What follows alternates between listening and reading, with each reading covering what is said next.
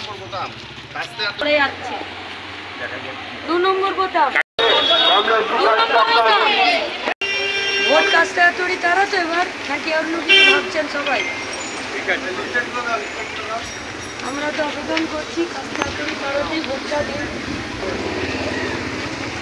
যদি বর্ষা করে আপনার ভোটটাকে দিতে বলতে ভয় পায়, তাহলে তৃণমূলকে ভোট দিয়ে লাভ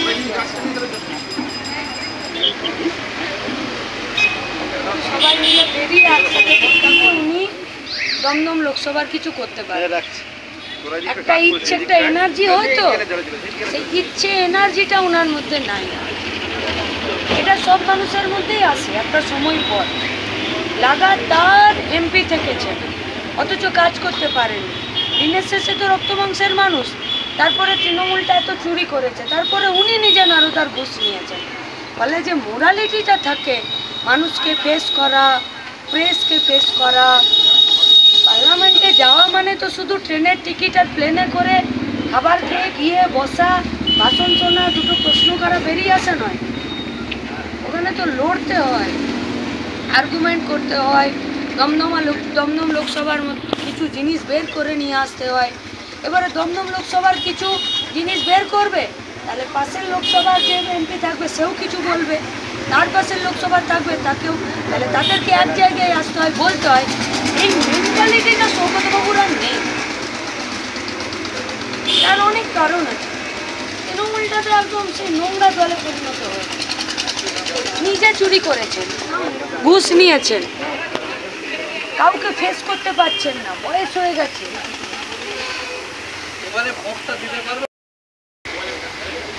মনে করুন পঞ্চায়েতে সিপিএম লুট করেছে, তাহলে কি এটা তৃণমূল পার্টির দায়িত্ব করে যে যাতে ভোট লুটটা না হয়?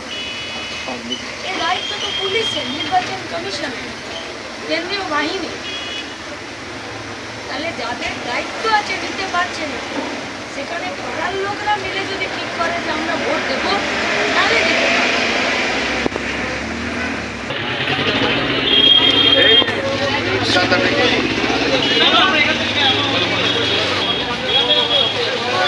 দিদি আস্তে হাতুড়ি তারা 2 নম্বর বোতাম ওটা তো কাকা কাকা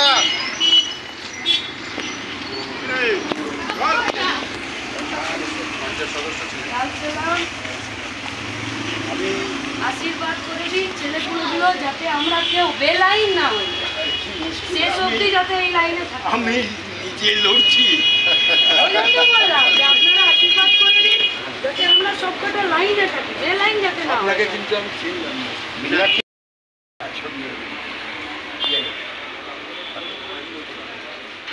চেষ্টা তো চলছে, ভালো রেজাল্ট নেই, প্রচুর চেষ্টা করে ভালো রেজাল্ট আর এখনো করে যাচ্ছে।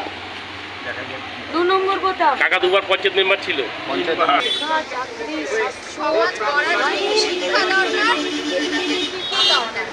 সেটাই আগে এখন নেই, বর্তমানে আইনও ভেঙে দিয়েছে, কিচ্ছু নেই।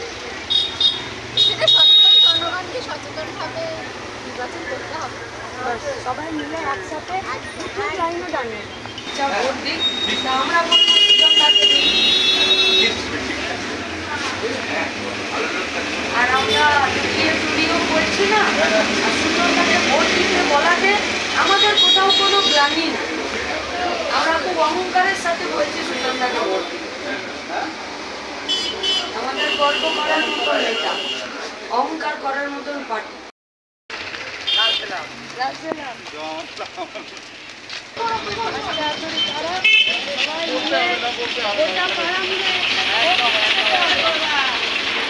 পশ্চিমবঙ্গে বিজেপি সিট করে দেওয়া, পার্টিটাকে এখানে পা রাখতে দেওয়া,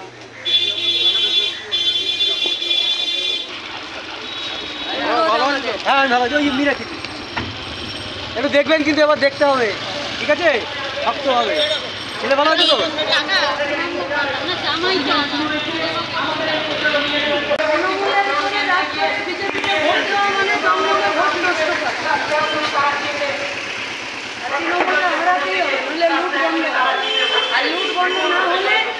আপনারাও মরবেন, মালিকও মরবে, আমরাও মরবো, সব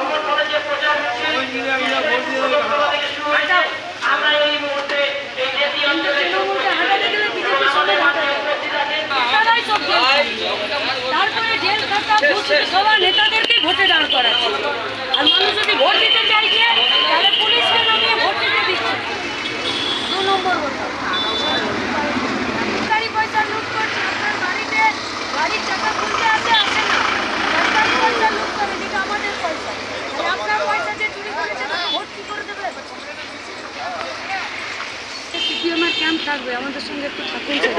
আমাদেরই ম্যাডাম। আমাদেরই লোক? ছবি কেন তুলছে? দু নম্বর বোতাম। সুজন চক্রবর্তী চারটে হাতুড়ি তারা। এই যে সুকার। ও স্বাগতা। আবার তাকে আবেদন মুখ বন্ধ করার জন্য একসাথে দাঁড়ানো। যে পার্টি, যে সরকার মানুষকে ভোট দিতে দেয় না,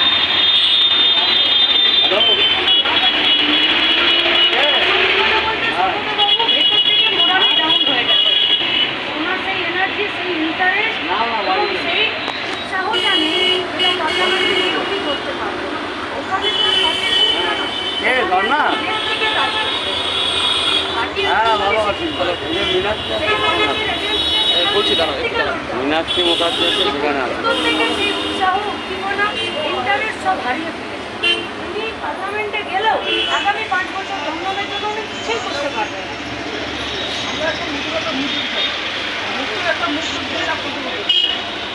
দেখুন, মুখে নতুন বলে কিছু হয় না। পলিসি যদি খারাপ হয়, আমার পার্টির পলিসি যদি চুরি করা হয়, তাহলে আমি যতই নতুন হই আর দেখতে ভালো হই, আমি তো চুরিই করব। তাহলে নতুন মুখ নিয়ে লাভ কি? যে পার্টির পলিসিটা ভালো, সেই পার্টিটাকে বাঁচতে হবে এবং তার উপরে একটা ব্যক্তি লাগবে, যে ব্যক্তিটা লোক।